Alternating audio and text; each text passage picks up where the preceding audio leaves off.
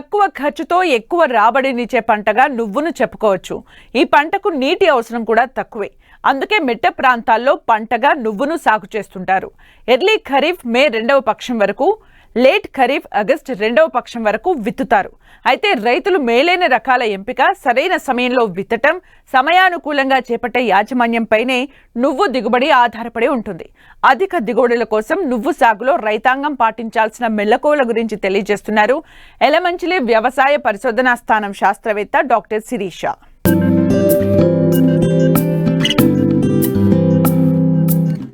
తక్కువ సమయంలో తక్కువ వనరులతో అధిక నికర లాభాన్ని ఆర్జించేందుకు నువ్వుల పంట ఉపకరిస్తుంది. ఖరీఫ్, రబీలో వర్షాధారంగా పండిస్తారు.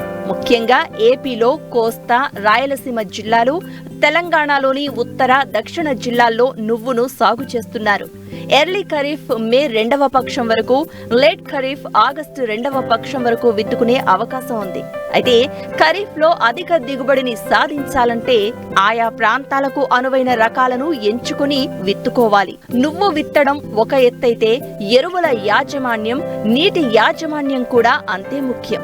ఖరీఫ్ నువ్వు సాగులో అధిక దిగుబడులు సాధించాలంటే రైతులు ఎలాంటి యాజమాన్య చర్యలు చేపట్టాలో తెలియజేస్తున్నారు ఎలమంచిలి వ్యవసాయ పరిశోధనా స్థానం శాస్త్రవేత్త డాక్టర్ శిరీష. ఈ నువ్వులు అనేవి నూనె గింజ పంట, చాలా మంచి రైతుకి గిరాకీనిచ్చే పంట. ఈ నువ్వులు జనరల్గా 3 నెలలు టైం పడుతుంది. ముఖ్యంగా నువ్వుల్లో మనకిప్పుడు వేసుకునే రకాలు మన ఆంధ్రప్రదేశ్లోని కానీ తెలంగాణలో కానీ బ్రౌన్ సీడెడ్ రకాలు, వైట్ సీడెడ్ రకాలు వేస్తాము. మన ఆంధ్రప్రదేశ్లో స్పెసిఫిక్గా కాఫీ కలర్ గోధుమ రంగు గింజ ఎక్కువగా మనం వాడుతూ ఉంటాము. అందులో రకాలు ఏంటంటే YLM 11, YLM 17, YLM 66, శారదా రకం. ప్రెసెంట్ ట్రెండింగ్లో ఉన్నది మాత్రం శారదా రకం, చాలా బాగుంది. అధిక దిగుబడినిచ్చే రకం అది. అది జనరల్గా మనకి దిగుబడి ఎకరానికి అంటే సుమారు మోస్తరు అయితే మనకి 400 నుంచి 600 కేజీల వరకు వస్తుంది ఎకరానికి. కాబట్టి ఆ రకం మనకి 85 నుంచి 90 రోజుల మధ్యలో అయిపోతుంది. మంచి దిగుబడి రకం అది. ముఖ్యంగా ఇక్కడ గుర్తుపెట్టుకోవాల్సింది ఏంటంటే నువ్వులు వేసేటప్పుడు అది ఇండిటర్మినేట్ క్రాప్ అనమాట. అంటే పంట పండే టైంలో లాస్ట్ వారం రోజుల్లో కానీ ఇంకా పంట కోసే టైంలో కానీ వర్షం కానీ పడితే మనకి చాలా వరకు దిగుబడి అనేది నష్టం జరుగుతుంది. సో మనకు అప్పుడు ఇరిగేషన్ అంటే లాస్ట్ వారం 10 రోజుల్లోని దానికి అసలు నీరు అనేది తగలకుండా ఉంటే మంచిది. తర్వాత ఏంటంటే ముఖ్యంగా నువ్వుల్లో నేను మీకు చెప్పదలుచుకున్నది నీరు ఆరుతడిగా పెట్టుకుంటూ వెళ్ళాలి. అలా పెట్టుకుంటే మనకి మంచి దిగుబడి వస్తుంది. 25 నుంచి 30 రోజులకి ఇంకొక తడుపు కానీ పెడితే మనకు తప్పనిసరిగా అధిక దిగుబడులు అనేవి వస్తాయి. 25 నుంచి 30 రోజులప్పుడు యూరియా కూడా ఒక 30 కేజీలు యూరియా ఎకరానికి చల్లుకోవాలి. ఇనీషియల్గా ముందుగానైతే విత్తనం వేసే ముందు భూమిని బాగా సదును చేసుకొని, అంటే మెత్తటి దుక్కు ఉండాలి.